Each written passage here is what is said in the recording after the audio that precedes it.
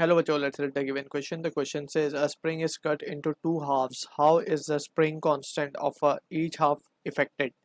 So, in this situation, we can say about key concept of spring force. So, we can say there are two possible combinations of spring. Let's say हमारे पास एक spring है, ठीक है, और इसकी length जो है वो है L not, that is the natural length, and उसका जो स्टिफनेस कांस्टेंट है या फोर्स कांस्टेंट या फिर स्प्रिंग कांस्टेंट वो के हमने ले लिया है, ठीक है। अब इस स्प्रिंग को हम क्या कर रहे हैं, we are cutting it into basically let's say N equal parts, ठीक है। एन इक्वल पार्ट्स में हमने इस स्प्रिंग को काट दिया है।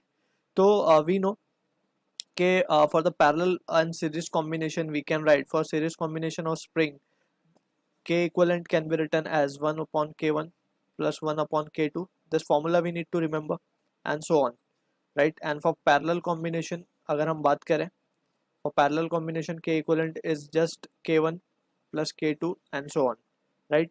अब हमसे बोला जा रहा है कि हमने दो इक्वल पार्ट में स्प्रिंग को काट दिया है, ठीक है। सो जो सिनेरियो हम यहाँ पे देख रहे हैं, we can see in this situation जब हम स्प्रिंग को कट कर देंगे, सो we can say 1/k equivalent, जब पहले काटने से पहले जो सिचुएशन थी दैट वाज जो ईच पार्ट हमें स्प्रिंग के मिले कट करने के बाद they were in series, right? So we can write the k equivalent formula 1/k equivalent formula will be 1/k1 plus 1/k2 1/kn n upon ki, basically this will be the generalise form. So ki की value क्या मिल जाएगी हमें, n into k, right, where k equivalent is the k only, क्योंकि initially it was k। सो यहाँ से we can clearly see, अब हम जितने पार्ट में काटेंगे, लेट्स से हमने दो पार्ट में काटा, सो दिस विल बिकम 2। अगर हमने तीन पार्ट में काटा तो this will become 3, and that's how we can get the value of k equivalent of the k, that is spring constant for individual spring, right? So that's how we can remember this result over here. अब यहाँ पे we can also remember this as spring constant is inversely proportional to length. इसको हम इस तरीके से भी याद रख सकते हैं। सो देर आर टू वेज, एक तो ये हमने देखा और एक ये, ठीक है। सो लेट्स से जो हमने सीखा है उसके हिसाब से अगर हम उसको अप्लाई करें, सो वी कैन सी कि हमने स्प्रिंग को दो हाफ्स में काट दिया, right? Let's say we have a spring, उसको हमने दो पार्ट में काट दिया है। सो ये क्या हो जाएगा, L naught by two, L naught by to.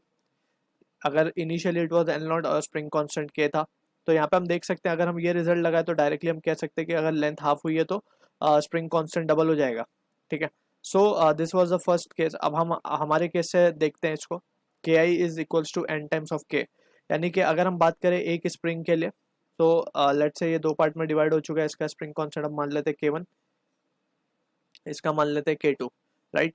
तो अब हम क्या लिख सकते हैं, के वन को हम लिख पाएंगे, K one will be N times, हमने कितने पार्ट में काटा है इसको, दो पार्ट में, तो टू टाइम्स ऑफ के हो जाएगा, यानी इनिशियली इफ इट वॉज के, सो वी कैन से कटने के बाद जो नया स्प्रिंग कांस्टेंट मिलेगा that will be twice of the initial, right? So this will be the case that we need to remember, ठीक है। So either we can use this formula और we can use this formula. अगर length वाले से भी हम करके देखना चाहें तो वी कैन सी, इनिशियली हम मान लेते हैं कि लेट्स से जो लेंथ थी वो थी के, एंड कटने के बाद लेंथ हो गई है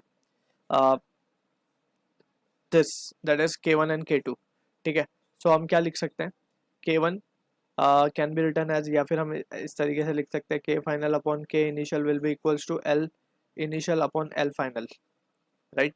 सो क्योंकि इनवर्स रिलेशन है, so L initial was L naught only, L final हो गई L naught by two, K final upon K initial, right? So यहाँ पे हम देख सकते हैं एल नॉट कैंसिल, सो के फाइनल क्या है हमारे पास, ट्वाइस ऑफ के इनिशियल।